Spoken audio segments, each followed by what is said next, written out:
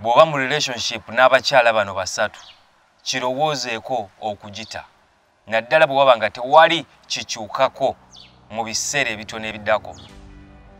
Ekika ky'omukyala asooka tasobya teyeenenya kwegamba ye takola nsobi ne bw'aba agikoze kizibu nnyo okujja acknowledginga nti eyo ensobi nagikoze nsaba kusonyiyibwa era ngenda kulwana okuba ng'oba oli awo sikiddamu.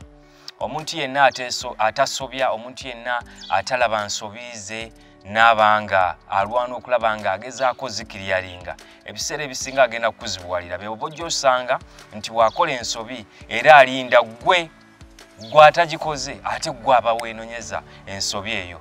Omukyala kika ekyo kyandibadde kirungi n'omuta mu kaseera kano nga tonnagenda wala naye because ekiseera ekijja mu maaso kigenda kukubeerera kizibu nnyo nnyo naddala bw'oba musajja agezaako okuimprovinga obulamu bwo. Omukyala owokubiri y'oyo atakuweerako ddala katiibwa nga ggwe mu njogera ze mu bikolwa bye mu neeyisa buli kimu gwe ekitiibwa takikuwaako yadde ekitundutundu akatono bwe kati. Omukyala oyo wandibadde omwesonyiwa because gye bujja maaso eyo era kigenda kubeera kizibu nnyo n'okubeera n'emirembe mu relationship gy'oli naye.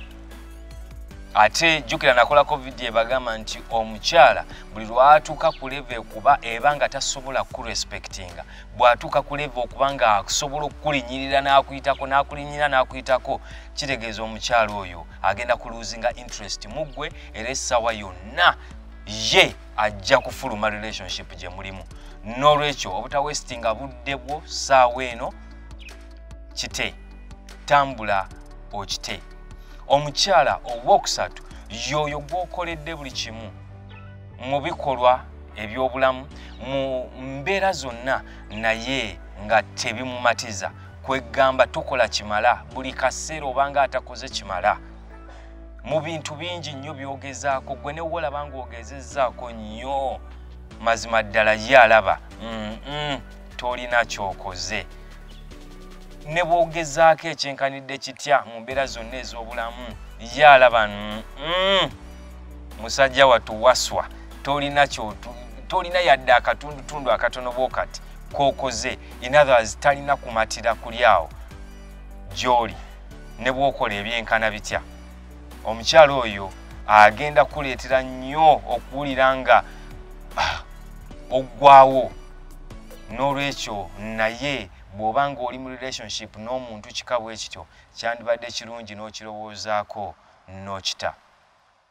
Ky'olina okujjukira nga gwe wenna omusajja naddala atunulira relationship eyo gy'ogenda okubeeramu ebbanga lyo eppanvu, peace of mind yo oba emirembe kyandibadde nga kikulu nnyo mu bulamu bwo n'okusinga obulungi bw'omukazi n'okusinga figa y'omukazi n'okusinga obulungi bwe ne bwe kiba nti mu kisenge.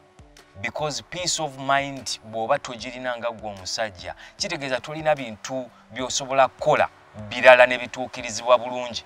Tosobola kubeera ku mulimu n'okola ebintu ne bitambula ng'okimanyi tolina peace of mind. Kijja kukubeerera kizibu ne mu mirimu gyo gy'okola okuba nga gitambula. N'olwekyo omusajja yenna naddala gwe yeerwanako improving obulamu bwo ayagala okugenda maaso wandikitegedde nti emirembe oba peace of mind yo eri more important okusinga beauty y'omukazi, okusinga figa y'omukazi, okusinga ekintu ekirala kyonna omukyala oyo gw'oli naye kyalina. Peace of mind yo buli kaseera erina kubeera on top of your priorities.